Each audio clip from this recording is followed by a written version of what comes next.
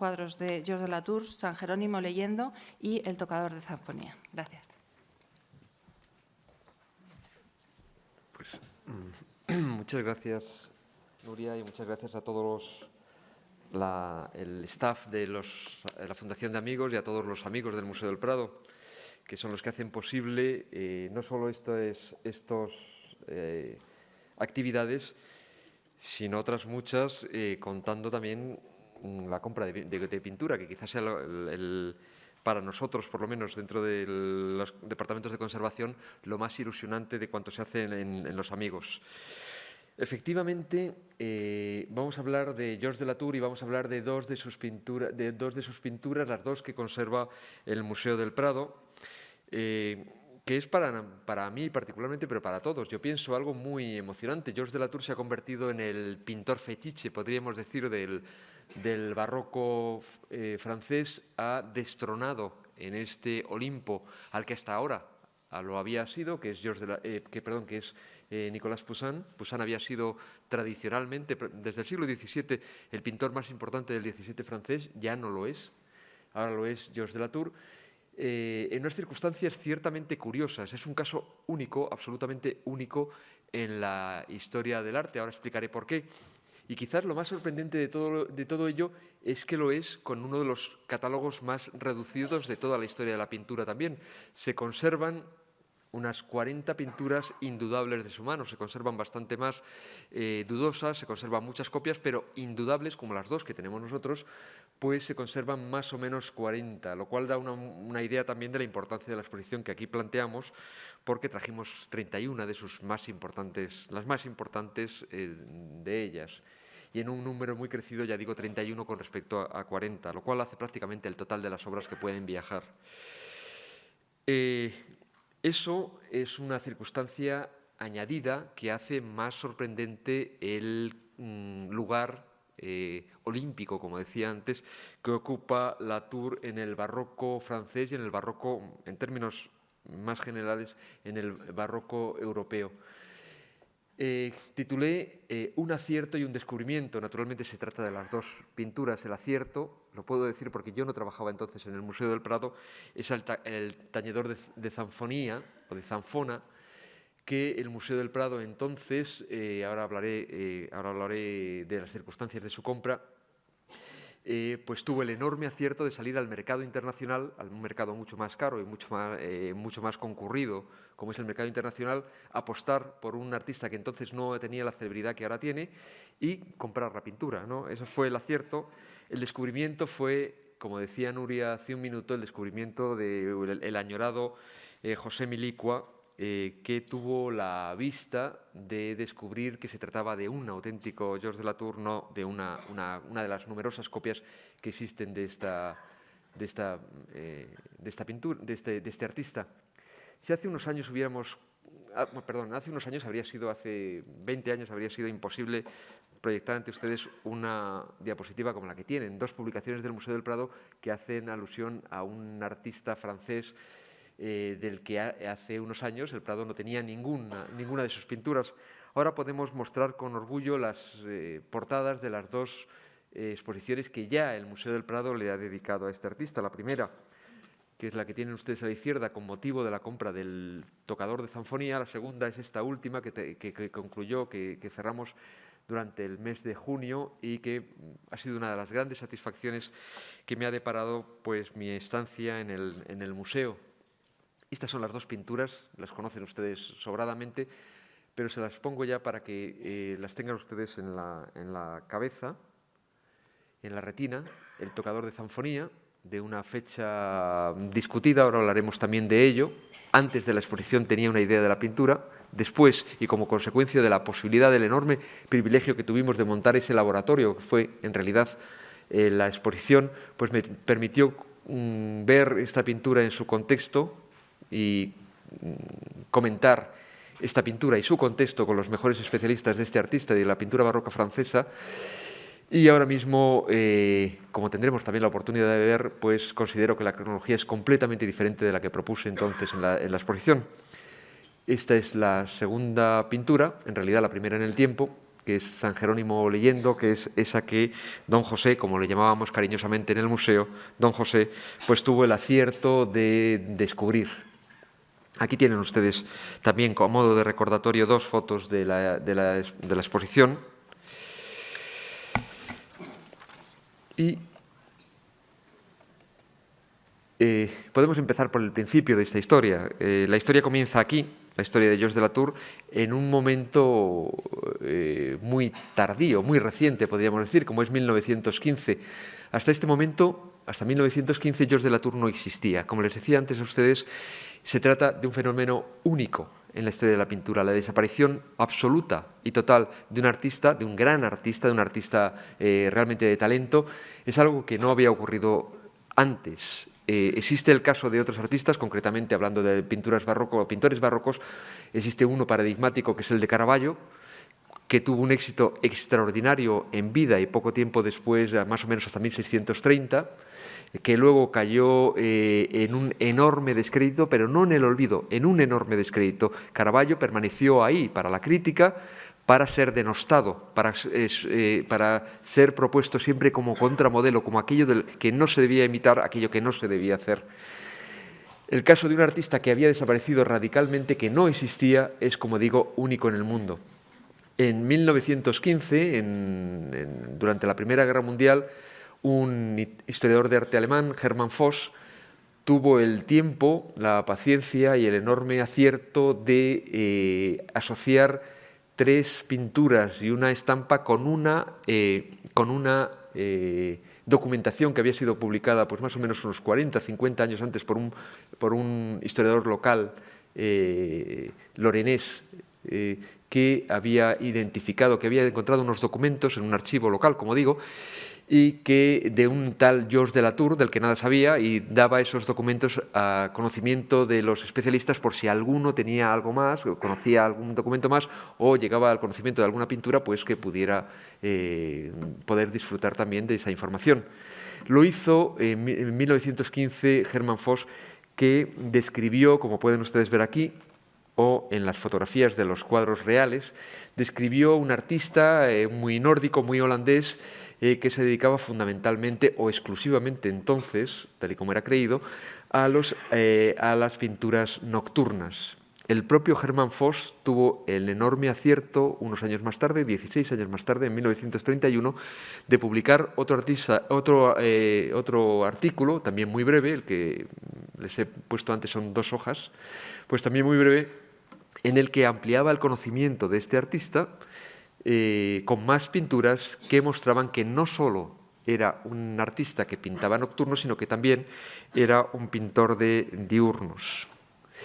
Para los especialistas en este periodo y para los especialistas en la Lorena francesa y para los especialistas en Georges de la Tour, pues el ejercicio de su profesión constituye un auténtico dolor de cabeza. Piensen ustedes que la región de la Lorena, que en ese momento era un territorio independiente, Georges de la Tour nació como un súbdito del duque de Lorena, no como un súbdito del rey de Francia, no era francés en términos estrictos. Piensen ustedes que fue una región desolada por la Guerra de los 30 años, ahora hablaremos un poco de eso. Fue también arrasada por la Primera Guerra Mundial y luego por la Segunda Guerra Mundial. Se han perdido infinidad de documentos, de archivos locales y también un enorme número de pinturas. De hecho, una parte del catálogo de este artista lo conocemos a través de copias, las originales no existen. Bueno, aquí tienen ustedes algunos datos biográficos sobre los que voy a pasar muy deprisa. Nació en el 1593. Prácticamente el siguiente dato que conocemos es la fecha de su boda. Con Diane de Nerf hizo lo que los franceses llaman un buen matrimonio. Era hija de una pequeña burguesía, él también lo era de alguna forma, él era hijo de panadero, en esa época un panadero era también pequeña burguesía. Lo que pasa es que la familia Nennerf era infinitamente más acomodada que la familia Latour. Inmediatamente empezaron a nacer sus hijos y, interesante también, su lugar de nacimiento, Vic, fue sustituido por el de su mujer, Luneville, que lo ven ustedes aquí, están muy cerca uno del otro. Bueno, hasta hace relativamente poco, cuando todavía conocíamos incluso menos de lo que conocemos ahora, que es muy poco, sobre su biografía, pues cuando conocíamos todavía menos, se creó la imagen de un Latour como un artista local, un artista provinciano, un artista arcaizante. La única afirmación que permanece ahora es la del artista arcaizante. Era un artista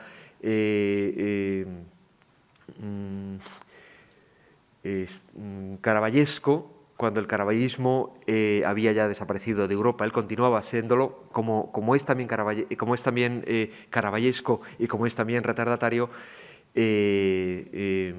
Zurbarán, por ejemplo, no significa absolutamente nada. No estamos hablando de algo que sea necesariamente negativo.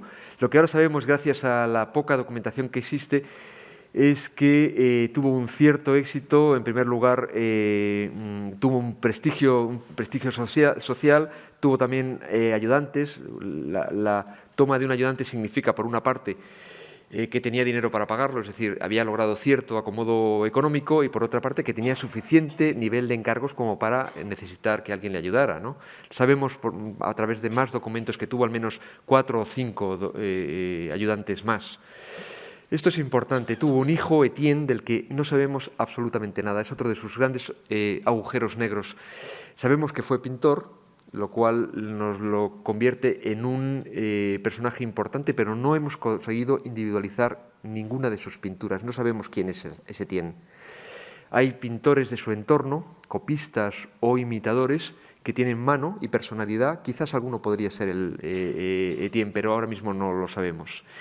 Y sabemos también que muy pronto llamó la atención de los duques de Lorena, que empezaron a comprar y a coleccionar sus pinturas, ¿no? Bueno, aquí empieza la época trágica. En el año 31, la Guerra de los 30 años, alcanzó la Lorena. Luis XIII invadió en repetidas ocasiones este territorio. Latour tuvo un enorme olfato para seguir los caminos más rentables. Juró fidelidad al monarca, que a la postre fue el que ganó. Es decir, tuvo el enorme acierto de tomar partido por el bando ganador. Bueno, sabemos también de la peste del año 1636, que arrasó la ciudad de Lunéville. Sabemos también que en el año 38 hubo un saqueo en el lugar donde él vivía, Lunéville, y probablemente, y como consecuencia de ese saqueo, debió perderse una buena parte de su material del taller. Estamos pensando, por ejemplo, en dibujos. No se conserva ningún dibujo de Georges de Latour, no sabemos cómo dibujaba. Y quizás también pues, pinturas, calcos, etc. Existen copias réplicas del propio Latour, cuadros en los que replica una obra anterior. No sabemos nada de sus procedimientos, probablemente todo se perdió entonces. Y bueno, sabemos que por fin llegó al rey, y tenemos noticia de 1 o 2 viajes en los cuales sabemos que nos permiten conocer también que viajó a París, que el rey tuvo al menos una de sus obras. También tuvo una de sus obras Richelieu, el omnipotente primer ministro, y que además llegó a vivir en el Louvre, ¿no? en el Palacio Real. La historia termina, la historia de su biografía. No sabemos mucho más, lo he reducido, pero no sabemos mucho más de lo que les estoy poniendo a ustedes. En 1652 murió su criado primero, su mujer después, e inmediatamente, a los pocos días, murió él mismo, ¿no?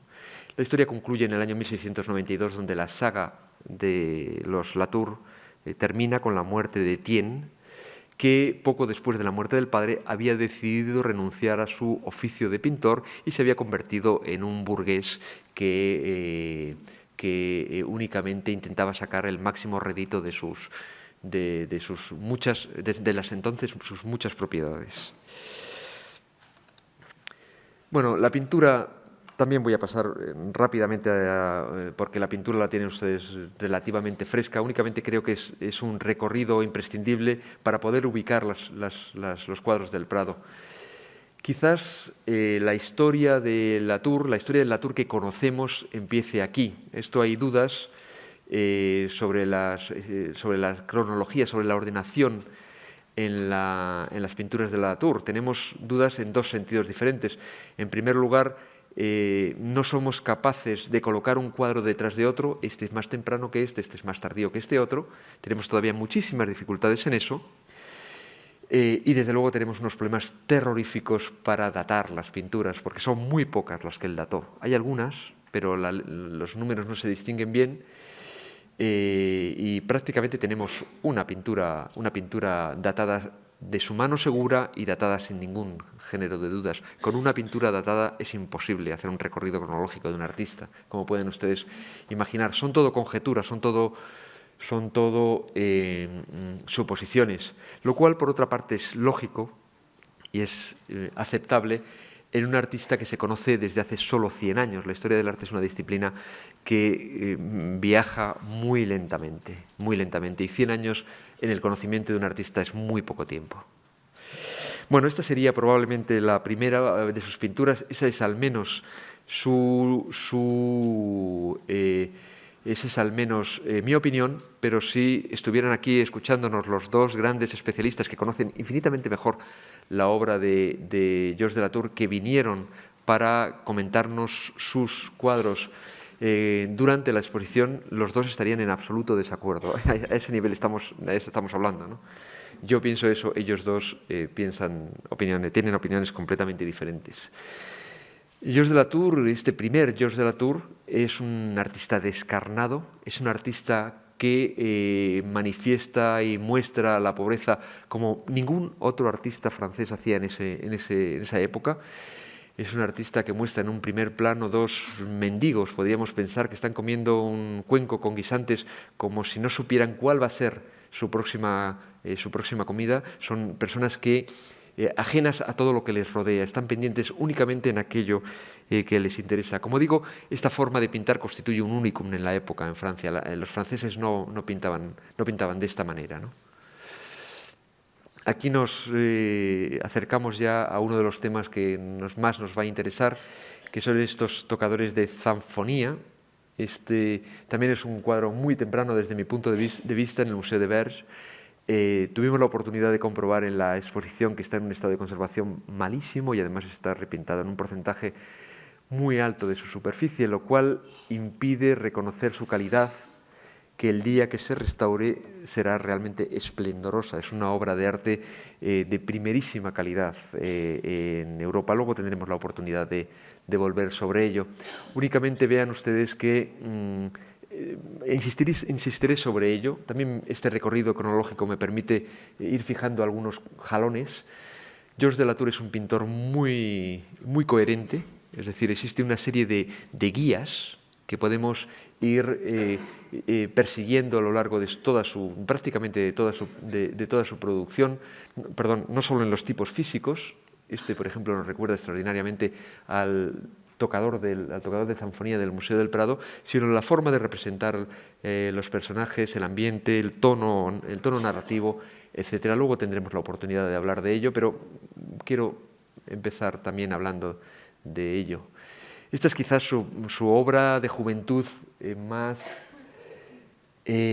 compleja, y me gusta muchísimo porque muestra un artista extraordinariamente ambicioso. Esa sería otra de los jalones de Georges de Latour. El primero sería el de su coherencia, el segundo el de su ambición, pero también muestra todas las debilidades, todas las limitaciones que en este momento todavía tenía. Estamos hablando de un cuadro al inicio de los años 20, no pongo fechas porque realmente es muy difícil fecharlos, pero quizás en torno al año 1625 o un poco antes, no lo sabemos bien.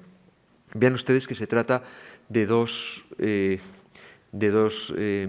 músicos pobres, uno de ellos ciego, el otro no, y tres personajes más, dos a la derecha, una mujer a la izquierda. Los dos centrales están enzarzados en una pelea que puede terminar con violencia, porque uno de los dos está empuñando un cuchillo y parece que tiene toda la intención de ensartarlo en el estómago de su compañero. Este, por su parte, valiéndose además de la ventaja que le da el uso de la vista, pues tiene algo en su mano que no todo el mundo está de acuerdo con ello, pero que podría ser un limón con el que está exprimiendo en los ojos de este ciego, lo cual mostraría que no es un ciego, es un falso ciego, es una persona que se hace pasar por ciego para excitar la piedad. Es un zanfonista también, como ven ustedes aquí, ven el instrumento, para, además está utilizando la manivela también como un arma, la manivela. Ahora hablaremos de la manivela y de la zanfona. Sería un falso ciego que trata de excitar la piedad de los viandantes y tratar de conseguir que sus limosnas sean más generosas. Si eso fuera así, pues podríamos justificar, por ejemplo, la presencia de esta mujer, que podía ser el lazarillo, o quizás la mujer del ciego, aterrada ante la eventualidad de que la lucha termine peor de lo que se adivina, y además de que se descubra su forma de vida, aterrada de que se descubra que no es ciego y dejen de percibir las limosnas de las que viven. Pero me encantan estos dos personajes que son realmente fascinantes, ¿no? Personajes sobre los que habitualmente nadie se detiene, pero que a mí me resultan extraordinariamente atractivos. Son dos músicos también, probablemente compañeros, podríamos pensar que es un grupo de 4, o que están disputándose una esquina que produce beneficio, en fin. En cualquier caso son músicos los 4, y en vez de hacer algo que podríamos suponer que es la actitud más razonable, que es separarlos, pues no, están muertos de risa y encantados, incluso buscando nuestra complicidad ante un suceso tan atractivo y tan divertido como el que están al que están asistiendo. Les decía antes también que demuestra las limitaciones del artista joven. Vean ustedes cómo las narraciones se cruzan de una forma un poco confusa. No sabemos exactamente lo que está pasando, incluso después de detenernos muchísimo tiempo. La narración no está totalmente clara, probablemente por esta ambición que les decía antes. Está cruzando demasiadas narraciones que no se entienden del todo, porque tampoco ofrece tanta información. Por otra parte, el espacio está pobremente, podríamos decir, pobremente logrado, ¿no? No existe una sucesión de planos creíble en la presencia de tantos personajes comprimidos en un espacio tan pequeño. Bueno, más figuras, más cuadros interesantísimos.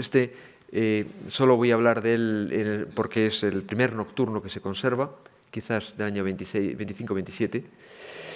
El primer nocturno que se conserva, y por cosas que nos interesarán luego también, me gustaría hablar del estado de conservación de esta obra. Latour, lamentablemente, los pocos cuadros de Latour, 40 decía al principio, en torno a 40, que decía al principio, se conservan mayoritariamente en un estado de conservación muy delicado. Y lo es porque también es delicada su técnica pictórica. Es un artista... tendremos la oportunidad luego con los cuadros del Prado que vamos a ver detalles muy próximos. Pero me interesa este cuadro porque es una pintura que está íntegra, no ha sido tocada nunca. Viene de Lviv, como ven ustedes ahí, de Ucrania. Fue descubierta en los años 70 y desde entonces fue descubierta a Occidente, a los historiadores de arte occidentales, franceses, fundamentalmente italianos, en los años 70. Antes era conocida únicamente a través de publicaciones en ruso o en ucraniano y por lo tanto desconocida para los franceses. Ninguno de ellos había llegado a esta pintura antes de ese momento. Y por eso se conserva en un estado de conservación, como digo, fantástico. ¿Por qué digo esto? ¿Cómo vemos que esta pintura se conserva en un estado de conservación fantástico? Pues lo vemos sobre todo a través, o en ejemplos como esta casaca roja que tiene el personaje de la izquierda, en donde todas las sombras, todas las luces, todos los pliegues que están hechos con lacas, ven ustedes, por ejemplo, los pliegues manifiestan de una forma realmente magistral, sobre todo teniendo en cuenta que todavía Latour aquí es muy joven, pues la profundidad de los pliegues o la distancia a la luz es muy hábil en ese tipo de cosas. Bueno, pues esto lo vemos ahora porque esas lacas están en perfecto estado de conservación. La laca es un material extraordinariamente delicado, se puede pasar un algodón y podemos romperla entera, ¿no? De forma que ya no se entiende tan bien. Esto fue un únicum en la exposición, no llegó ningún cuadro en este estado de conservación, es el único que se conserva así. Los dos del Prado se conservan en un estado de conservación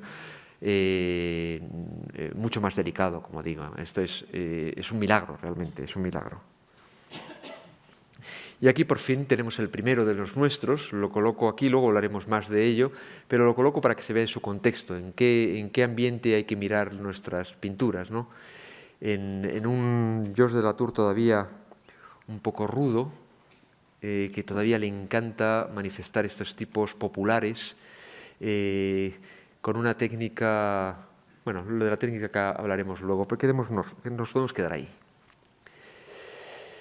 Otra de las obras maestras que también vino a la exposición, de Nantes, uno de los cuadros más icónicos de este artista, que tiene la particularidad de la expresión, una expresión un poco cómica, un poco jocosa, un poco ridícula, si quieren ustedes también, y que he traído esta foto que me gusta muchísimo, esta foto de los años 50, donde hay dos niños cantando, ignorantes de que están siendo fotografiados, y vean ustedes cómo esas mismas actitudes ridículas se repiten, ¿no? Es lo que ha pretendido captar aquí Georges de Latour, es decir, el instante, el momento, y además la figura descubierta, la figura que no posa, sino que es representada muy a pesar de ella. Es, como han visto, el zanfonista de la mosca, porque en la tapa que cubre la rueda de la zanfona, luego hablaremos de esto, pues pintó una mosca con un pequeño detalle que es el que al final ha cautivado a los historiadores de arte. Y de nuevo aquí, pues ven ustedes el nuestro, que yo creo que cronológicamente corresponde con esta misma cronología, con esta misma forma de pintar. En la exposición lo colocamos mucho más adelante, prácticamente al final de su vida, en la década de los 50, pero el contacto con otros cuadros seguros de esa época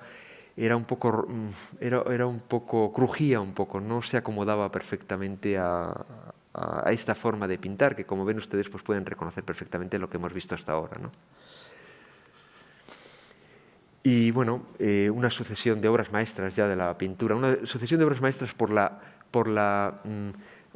maestría del artista, pero también por la personalidad. Georges de Latour no solo es un magnífico artista, no solo es un artista que aplica el color, el dibujo, etcétera, de una forma pues extraordinaria, sino que es también un pintor que aborda todos los temas que trata con una enorme personalidad. En sentido estricto no hay ninguno nuevo. Todos los temas, el tema de los músicos, el tema de las mujeres expulgándose, son temas ya tratados por otros artistas, fundamentalmente artistas nórdicos. Pero Georges de Latour les otorga en todos los casos un tratamiento completamente diferente. Este tema, por ejemplo, es un tema habitual en la pintura holandesa de la época. Ven ustedes aquí a Honthorst, que lo trata igual, es la mujer que se expulga, lo ven aquí, pero el tono es completamente diferente. El tono es un tono de un artista que busca una excusa para representar una mujer desnuda y además busca la excusa para que se convierta en el objeto del deseo de los hombres. Es un cuadro que tiene un componente erótico muy fuerte y ese es el objetivo de la pintura. Sin embargo, aquí Georges de Latour no. Georges de Latour crea una mujer mucho más asexuada y además una mujer a la que nos introducimos en su intimidad casi con vergüenza. No nos ha permitido, ni hay nada jocoso en la representación. Es una mujer simplemente que está haciéndose una limpieza corporal, ¿no? Un cuadro silencioso también. Esa es otra de las características, lo veremos ahora mucho más claro en otras pinturas, el silencio de Georges de Latour frente a la algarabía de Honthorst, el silencio con el que trata los mismos temas Georges de Latour. Bueno, esta fue el corazón de la exposición, donde mostrábamos tres pinturas, estas tres pinturas que les expongo a ustedes, realmente una fiesta para la vista, ¿no? Las personas a las que les expliqué la exposición decía, y no intentaba hacer un chiste, sino que estaba hablando desde lo más profundo de mi corazón, que era la sala de pintura barroca más bonita del mundo, la más bonita que se podía ver en ese momento en el mundo. Los tres cuadros proceden de tres museos diferentes, del Louvre, del Museo de Fort Worth, del Kimmel Art Museum de Fort Worth y del Metropolitan, que fueron los tres extraordinariamente generosos con los préstamos y que nos permitieron exponer esta faceta colorista de Georges de Latour, un Georges de Latour completamente diferente. Vean ustedes que ya no tiene absolutamente nada que ver con lo que habíamos visto hasta ahora. Es un artista mucho más delicado, mucho más mucho más colorista, como decía, ya todos estos colores tierra que hasta ese momento habían caracterizado su pintura, pues desaparecen en beneficio de otros mucho más explosivos, rojos, salmón, verdes, blancos, amarillos, etcétera, ¿no? Y luego también pues esa recreación en la ¿cómo diría? En recreación en la miseria, en la vejez, etcétera, pues aquí se combina con otro tipo de rostros que no tienen absolutamente ya nada que ver con eso, ¿no? Es más, podríamos hablar de un triunfo de la juventud en este tipo de pinturas, junto con el triunfo de la pintura y también con el triunfo del silencio, como les decía antes. Podíamos también comparar estas pinturas con los músicos, la riña de músicos, que era un cuadro muy ruidoso, como casi podíamos sentir el ruido que provocaba la riña. Aquí poco a poco, tanto las actitudes como las miradas, las manos, que son elementos importantísimos en la pintura de Georges Latour, se van aplacando, van tomando su sitio, pero con una poética, podríamos decir, completamente diferente, mucho más sutil en todos sus elementos, ¿no? Vean ustedes el juego de miradas para engañar a este pobre hombre al que están desplumando, a través de las trampas, ¿no?, que hacen entre todos ellos. Están en perfecta coordinación para engañarlo. Pero Georges de Latour se ha convertido en un pintor sutil. Ya no es esa manifestación de algarabía ruidosa y confusa, como veíamos antes. El artista ha cambiado radicalmente. Bueno, este es un goce para la vista y quizás también, antes les hablaba de los agujeros negros en su biografía, este quizá fuera el agujero negro de la exposición. Existen 4 de estas Magdalenas, todas de ellas parecidas, todas ellas iguales y todas ellas distintas. Logramos traer únicamente 2 a la exposición, las 2 primeras, la de Los Ángeles, las del LACMA y la del National Gallery de Washington. Las otras 2 por las condiciones de la adquisición, pues no salen de los museos y por lo tanto no pudieron venir. Perdón, es en Nueva York el que no puede salir, es el legado Greitzman, que tiene unas condiciones muy estrictas sobre préstamos. El ejemplar de París había venido 2 años antes al Museo del Prado y nos pareció un poco descortés volverlo a pedir, no lo pedimos siquiera. Les hablaba antes de una sucesión de obras maestras, aquí tienen otra más, y les hablaba antes de la representación especial de sus tipos, ¿no? Yo creo que Job y su mujer no han sido representados nunca. Vean ustedes que si la mujer de Job intentara alzarse, tendría que salir del cuadro. Y lo que descubrimos cuando abrimos la caja es que la parte alta, no sé si se ve en la diapositiva, pero la parte alta de la pintura es un añadido. Uno de sus propietarios, desconocido ahora, se sintió incómodo ante la claustrofobia que suponía la circunstancia de la que la mujer no tuviera ni siquiera el espacio para alzar la cabeza y decidió añadir una tira de unos 6-7 centímetros para poder ampliar ese espacio claustrofóbico. Y también les hablaba antes de cuadros en mal estado de conservación. Este probablemente sea uno de ellos y es quizás doblemente lamentable porque es uno de los cuadros más sutiles de Georges de Latour. Vean ustedes cómo el artista en este momento, las fechas de ahí son 32-35, démoslas por buenas, construye una figura femenina con 2 colores prácticamente planos. No hay nada más que eso. Un rojo prácticamente plano y un beige prácticamente plano. Con eso construye perfectamente la presencia de una mujer muy convincente, es decir, no entendemos que le falte nada. Y por eso entienden ustedes también, probablemente, a la vista de este cuadro, la fascinación que sintieron las vanguardias históricas, fundamentalmente el cubismo, ante este artista que estaba siendo descubierto en ese momento, ¿no? Al mismo tiempo que se descubría el artista, fascinaba a aquellos que estaban avanzando hacia la abstracción. No hay probablemente un cuadro más abstracto, entre comillas, naturalmente, o un personaje más abstracto en la pintura barroca francesa que esta mujer de Job. Y aquí llegamos ya a mi favorito y prácticamente el último cuadro que voy a poner. No voy a poner todos los de la exposición, evidentemente. Mi favorito es un cuadro del Louvre también, que el Louvre fue extraordinariamente generoso con nosotros. Y es un cuadro en el que ese silencio del que hablaba antes, pues probablemente llega casi al límite. Veremos que todavía puede llegar un poquito más lejos, ¿no? Y esa concentración, esa sutileza de la que hablaba antes, no puede llegar mucho más lejos que esto.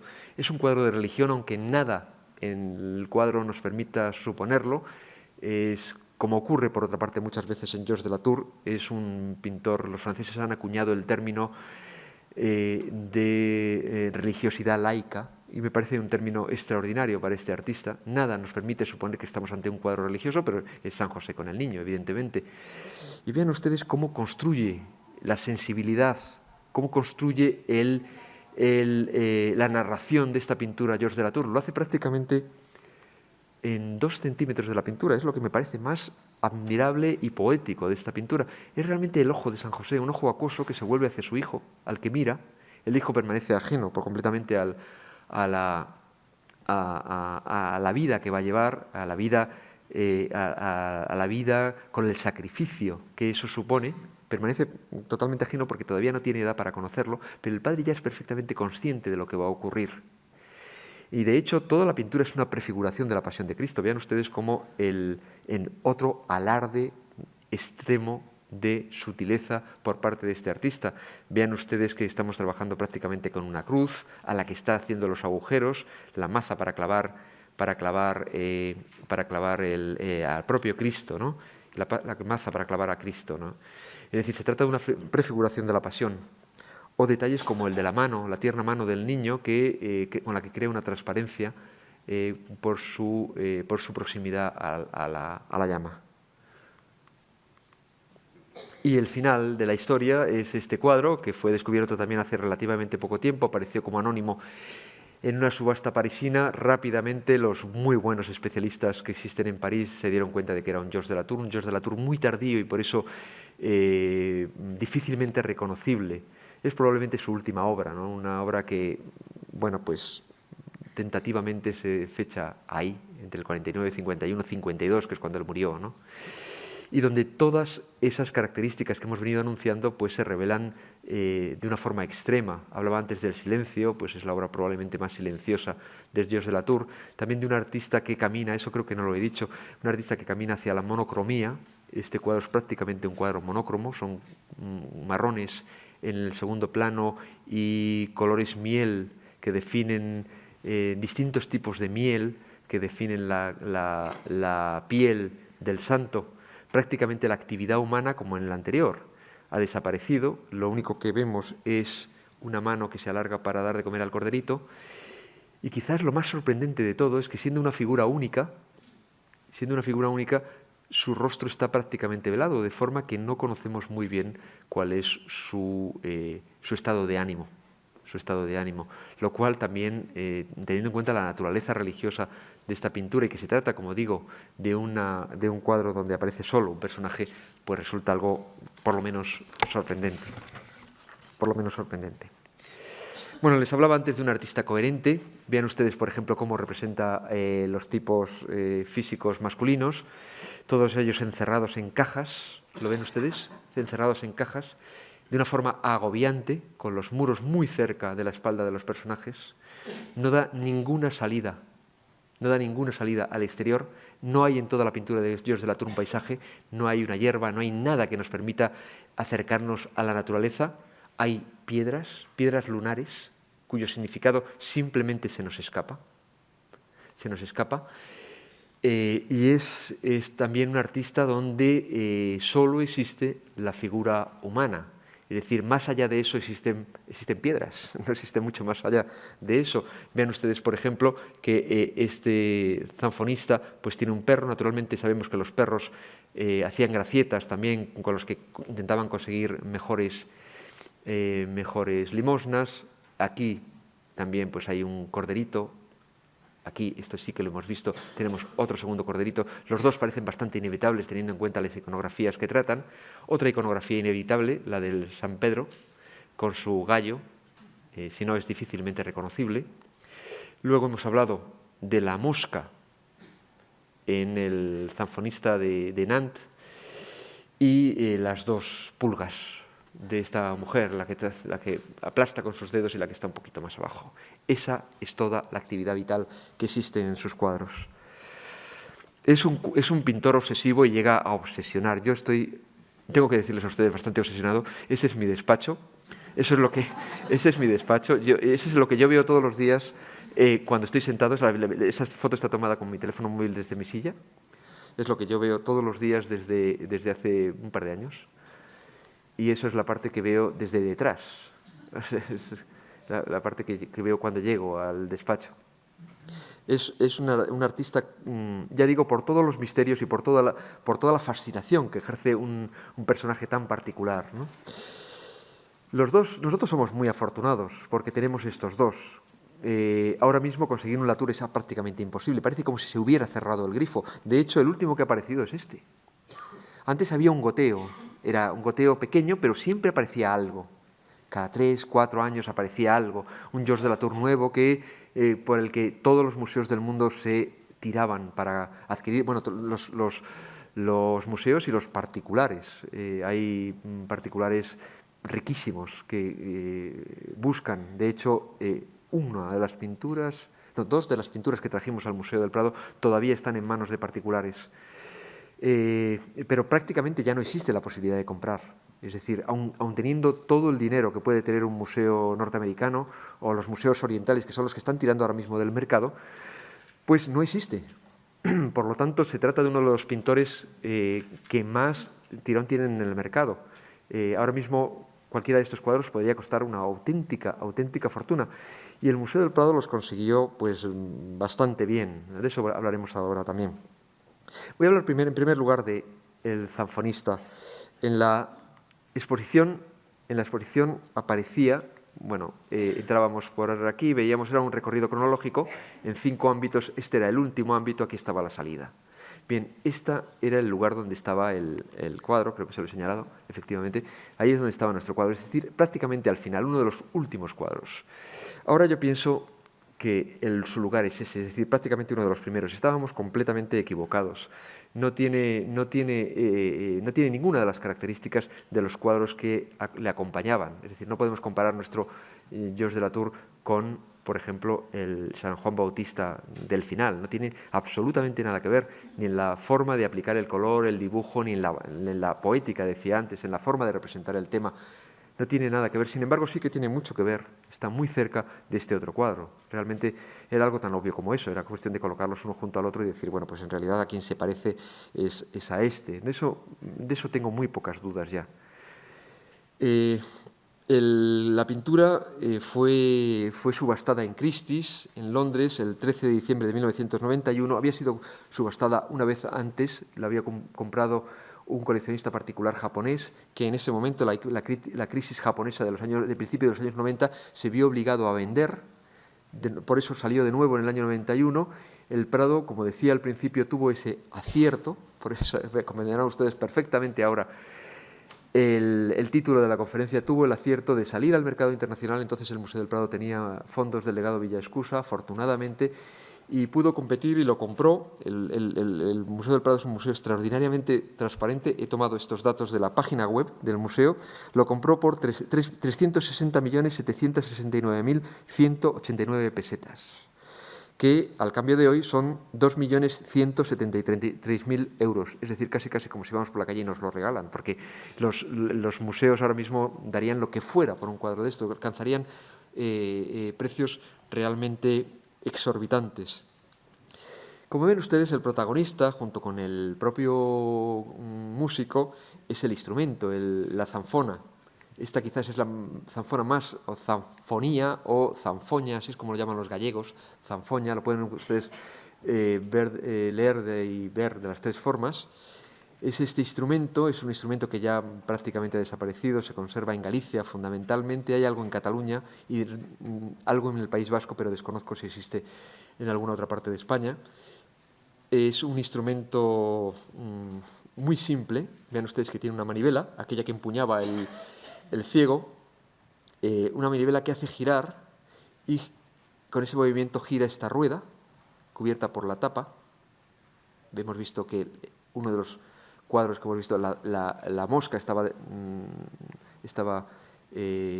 posada sobre la tapa. Es una tapa de quita y pon, tiene unas cuerdas a los lados, varían mucho las zanfonas, hay de todo tipo. Aquí tiene 2 cuerdas, pero pueden ustedes ver todo tipo de zanfonas. Al girar la manivela, gira a su vez la rueda, roza con las cuerdas y hace un sonido continuado, parece una gaita. No está tan lejos de la gaita. Y luego, con una única mano, accionaba las teclas, muy pocas, como pueden ver, creo que son 2 octavas y media, no estoy seguro, creo que son 2 octavas y media. Y es por eso que es un instrumento muy fácil de tocar, por eso era el instrumento de los ciegos.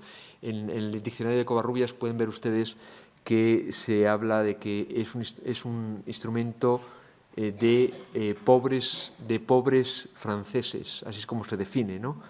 Es un instrumento que las teclas se accionan solo con una mano y por eso es todo más fácil, claro. Además, al parecer, he asistido a un concierto, solo un concierto de zanfonía en Barcelona, a cargo de un muy buen zanfonista, Marc Egea, y evidentemente tocaba también, que no tengo la experiencia, pero según dicen también testimonios de época, los errores eran fácilmente subsanables, no se notan tanto, ¿no? Eso, de nuevo, conviene extraordinariamente a una persona que no tiene la habilidad de ver. Era un tema recurrente, por otra parte, en el arte de Lorena, ¿no? Aquí Jacques Belange, que a veces se ha mencionado como el posible maestro o uno de ellos de Georges de Latour. No sabemos nada sobre la formación artística de Georges de Latour, pues ven ustedes que trata el mismo tema. Y esto, pues, me van a permitir ustedes estas 2 fotografías para que también vean que las zanfonas se han mantenido hasta hace relativamente poco tiempo, incluso algunas fotos del siglo XX, como es esta, y también por gente de escasos recursos. Es decir, es una tradición que se ha mantenido hasta el siglo XX, la del zanfonista pobre. Latour lo pintó en diferentes ocasiones.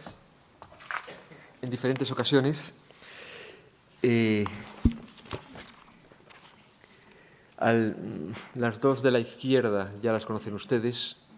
Hay otros que no está del todo claro si se trata de obras autógrafas, si se trata de obras de taller. Esta, por ejemplo, parece mucho más débil y además sería el único ciego del mundo que tiene el ojo abierto y que puede ver.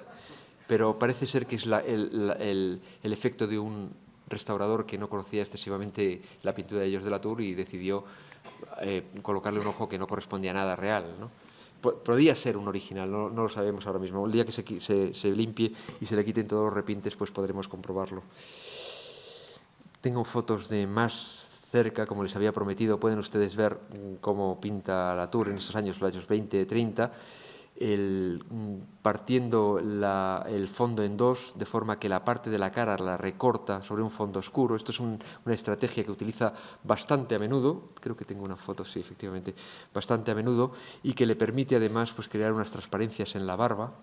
Es un pintor, hablábamos antes de la sutileza en el planteamiento de los temas, pero también en la forma de pintar. Fíjense ustedes cómo esta barba prodigiosa, les invitaría a ir a ver la pintura, que la tenemos aquí mismo y es lo más fácil del mundo, para que vean ustedes cómo se distingue la piel de la barba, cómo alcanza a ese tipo de sutilezas, o cómo va creando a través de veladuras y de transparencias la luz que barre el cuello blanco o esta capa de color marrón. Esto es algo que presento en este curso por primera vez. No existía, es la primicia del curso, la primicia de la conferencia, perdón, no del curso, de la conferencia. No teníamos la radiografía, la hemos hecho con motivo de este curso y al terminar la exposición, y ha demostrado 2 cosas. Esto y las lámparas infrarrojas han demostrado, por una parte, que el cuadro está muy barrido, pero también quizá puesto punto y final a un debate que existía sobre este cuadro. Se hablaba, perdón, les voy a mostrar ahora mismo este detalle de aquí abajo. Este detalle de aquí abajo es lo que van a ver ahora. Se hablaba de si existían hipótesis sobre si se trataba de un cuadro recortado o no, si al principio Georges de Latour había pintado un zanfonista completo y luego había sido recortado o no, si Georges de Latour había desde el principio pintado el cuadro que estamos viendo. La radiografía parece que mostraría que la segunda de las hipótesis es la cierta. Vean ustedes aquí abajo, bueno, estos son los clavos, ven ustedes una línea. Esta línea sería la línea del límite vertical antiguo, es decir, a partir de aquí, toda esta parte sería la parte que vuelve sobre el bastidor. ¿Por qué lo sabemos? En primer lugar, porque existe la línea y en segundo lugar, porque existen los agujeros de los clavos originales. ¿Lo ven ustedes ahí? Es decir, en algún momento esta obra llegó como límite hasta aquí y tuvo unos clavos que la clavaban al bastidor. Es decir, no es definitivo, pero parece que efectivamente pudo darse que Georges de Latour lo pensó primero como lo estamos viendo ahora, no como un cuadro grande, sino que lo pensó al principio como lo estamos viendo ahora, antes, y lo clavó a este bastidor que podría ser el original y que ya no se conserva. La segunda de la pintura del Prado es la más reciente. Es un cuadro en realidad fue descubierto por César Antonio Molina, que luego fue ministro de Cultura, como todos ustedes recordarán, en mayo del 2004. Es un cuadro que estaba aquí. Esta es la calle Francisco Silvela, es el Palacio de la Trinidad, que era entonces la sede central del Instituto Cervantes. Molina era entonces el director del Instituto Cervantes.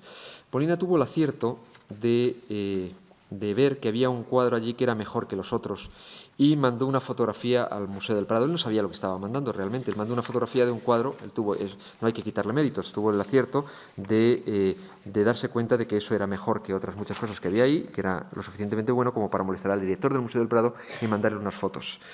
El director, Miguel Zugaza, lo que hizo fue entregársela, con buen criterio, naturalmente, entregársela a don José Milicua para que la viera, la estudiara y valorase la fotografía. Don José lo que hizo fue llamar a Javier Portús, el jefe del área de pintura española, y los dos juntos, y ya con el nombre de Georges de Latour en la cabeza, ir a ver el cuadro. Cuando lo vio, decididamente quedó cautivado por él. Era sin duda alguna un Georges de Latour, no había duda alguna sobre ello, y no una copia, como pensó al principio. Juzgar por una fotografía es siempre difícil, ¿no? Por eso decimos, con toda la razón también, que fue don José Milicua el que descubrió la autoría de la pintura. César Antonio Molina, escribió un artículo dando cuenta de las circunstancias de cómo estaba el cuadro en el palacio. Dice que había sido relegado al despacho del administrador fuera del palacio, en un casetón de deplorables condiciones, sito junto a la entrada principal. Ahí es donde estaba el cuadro cuando fue a verlo don José, con Javier Portús. El cuadro fue inmediatamente depositado en marzo del 2005, el año siguiente, a los pocos meses, en el Prado, e inmediatamente se hizo la adscripción al museo. El cuadro no pertenece al museo, pertenece al Estado, pero está depositado, tiene un depósito indefinido en el Museo del Prado. Vean ustedes en esta fotografía, ahí aparece el cuadro. Este es el interior, más o menos en los años 20, que estaba encima de esta ventana. Es prácticamente lo único que hemos conseguido encontrar relativo a la presencia del cuadro en esta colección.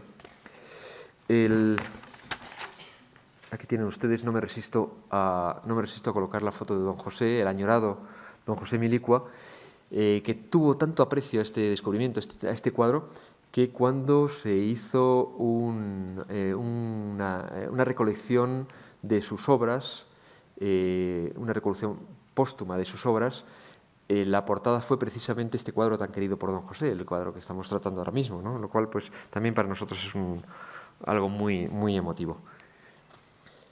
El cuadro es un cuadro fantástico, también muy castigado.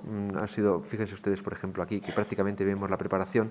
Es un cuadro castigado, es un cuadro muy sorprendente también, como todo lo que hacía Georges de Latour. Es un cuadro con una enorme frontalidad, en el que el artista ha presentado el único personaje, con una enorme frontalidad, una axialidad rígida, estricta, podríamos decir. Vean ustedes que hay un eje de simetría que pasa por la nariz, luego la muceta, la carta y luego la apertura, que permite ver esta tela blanca. Es decir, el artista se empeña decididamente en crear un cuadro axial, una rigidez estricta. A eso contribuye también la presencia de la muceta, que forma un triángulo también muy estricto, ¿no? Eso es algo que sorprende también en un artista, que lo acerca un poco a Zurbarán. Luego tendremos la oportunidad de hablar sobre este artista, y Zurbarán. También la axialidad está únicamente rota por las manos que utiliza como anteojos para leer la carta, una de las muchísimas cartas que escribió y que recibió a lo largo de su vida. De nuevo, lo mismo que antes, les acerco las fotografías para que tengan la oportunidad de ver estos detalles fantásticos. Donde él se detiene en cada uno de los pelos. Vemos el dibujo subyacente, probablemente esto él no quiso que se viera nunca, pero la pintura ha sido barrida un poco y ahora resulta inevitable. La mano.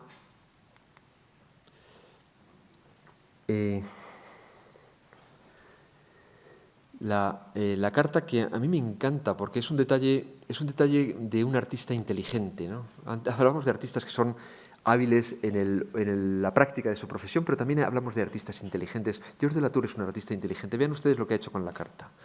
Lo que hace con la carta es algo tan aparentemente simple como doblar su parte superior, de forma que nos permite ver una parte de la escritura. Comprobamos que es una carta, pero lo más importante de todo es que crea un efecto pictórico fantástico, y es que vuelve sobre el reverso de la carta e impide el paso de la luz. Eso modifica y condiciona todo el aspecto que ofrece la mano, desde la parte más alejada, en los que da unos toques de luz, la parte más próxima al papel, que ilumina ligeramente, la parte más oscura, que es esto, todo con una sutileza realmente asombrosa. Y no estamos viendo en plenitud porque, como digo, es un cuadro que ha sido excesivamente limpiado. Vean ustedes la carta es otro prodigio. Él la ha abierto con todos sus pliegues. La proximidad o la lejanía a la muceta pues nos permite o no ver el anverso, o adivinar el anverso. En la parte más iluminada es imposible, no puede verse, y entonces va graduando, dando forma y dando personalidad a la carta únicamente con la luz. Lo ven ustedes aquí más cerca, todos estos efectos. Es un tema también recurrente, igual que lo es el tema del zanfonista. Este es el nuestro, evidentemente lo conocen ustedes. Este también estuvo en las exposiciones, pertenece a la colección real inglesa. Está muy castigado, vean ustedes cómo prácticamente es una ruina en algunos elementos de la pintura. Lo que queda es fabuloso también. Luego conocemos dos copias más, muy interesantes, porque muestra otras versiones del mismo tema con una pequeña naturaleza muerta delante, y además un nocturno con un San Jerónimo sorprendentemente más joven.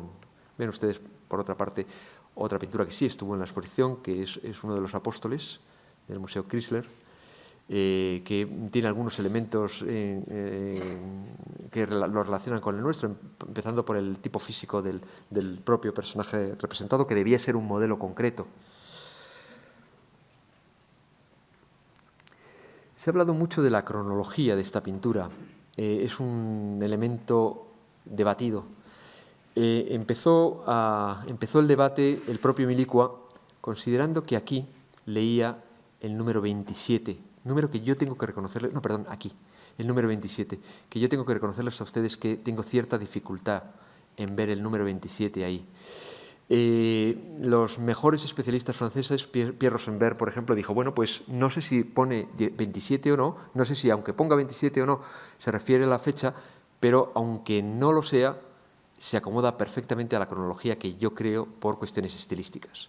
El 27-29, que es donde lo fecha él, va perfectamente, por lo tanto, ¿por qué no considerar que es la fecha del 27? Lo que ocurre, desde mi punto de vista, es que esto está al revés. Esta es la parte del destinatario, está al revés, se ve claramente aquí como las letras están al revés, y esto tendría que ser algo que, si es un 27, tendríamos que verlo también al revés, lo cual parece poco convincente, ¿no? En cualquier caso, sea o no esa la fecha, la identificación de una fecha, pues sí que tiene que estar relacionado con ese momento de su producción, como también Pierre Rosenberg propuso, por analogía con uno de los dos San Jerónimos, concretamente es en el Museo de Grenoble, que efectivamente tiene muchísimos elementos tipológicos que lo aproximan a la pintura de Madrid. Sobre eso, a diferencia del otro, existe muy poco debate. Y de nuevo la radiografía, me van ustedes a permitir que se la ponga aquí, esta es menos interesante, únicamente el elemento interesante que da, el elemento más interesante que ofrece, es que la obra está ampliada y recortada, es decir, podemos suponer que toda esta parte de aquí arriba no corresponde con el original, está ampliado, pero que además, por razones que desconocemos ahora, y en escalera, se amplió a toda esta parte que originalmente debía prolongarse por aquí, pero por razones que desconocemos ahora, pues no ocurre en este momento.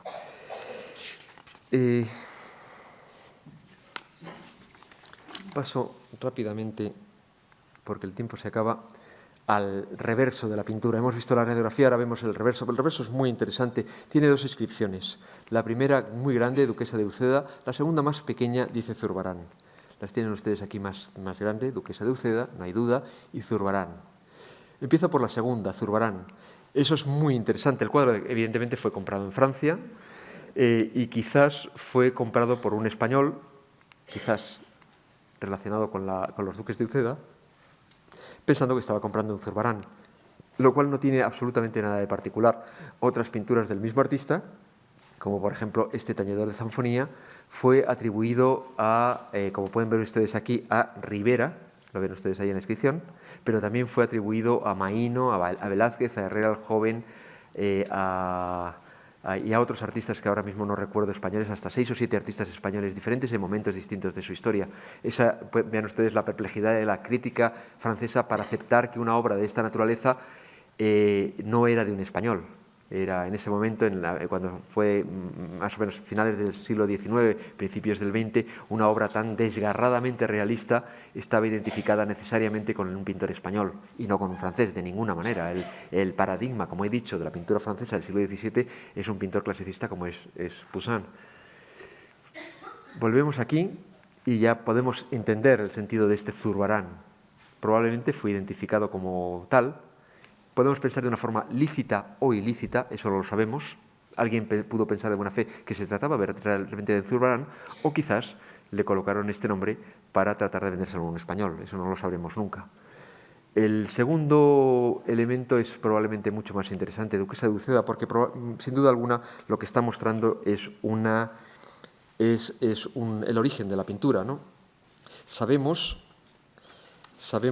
que existió efectivamente una Bernardina Fernández de Velasco, que fue la 10ª duquesa de Uceda, que murió en 1869 y que en el inventario de sus bienes y con el número 72 aparece un San Jerónimo vestido de cardenal, estimado en 1.200 pesetas, que debe ser esta misma pintura, ¿no? De eso no cabe duda. También aparece en el inventario de su hijo y luego aparece en los años 20 en ese palacio de la calle, el Palacio de la Trinidad, de la calle Francisco Silvela, de una forma que todavía no soy capaz de decir cómo. Tengo algunos indicios, ahora no lo voy a decir aquí porque lo verán ustedes en la publicación, no lo voy a decir aquí porque puedo estar completamente equivocado y a lo mejor mañana me desdigo, entonces prefiero no decirlo ahora, pero tengo algunos indicios de cómo pudo ser aquello, cómo pudo pasar de una familia a otra. Este palacio fue de la familia Larios y por ahí debe venir el origen o el paso de una familia a otra. En cualquier caso, y venga como venga y sea cual sea el origen, el caso es que vino a España, vino a estas familias, luego pasó al Estado español en el año 40, creo que ya es del año 47, ya es del Estado español, y ahora está en el Museo del Prado y lo podemos ver todos y nos podemos sentir extraordinariamente satisfechos y orgullosos de que el Prado se haya convertido en una auténtica potencia, en uno de los pintores más admirados y deseados, también hay que decirlo, del barroco europeo. Muchísimas gracias.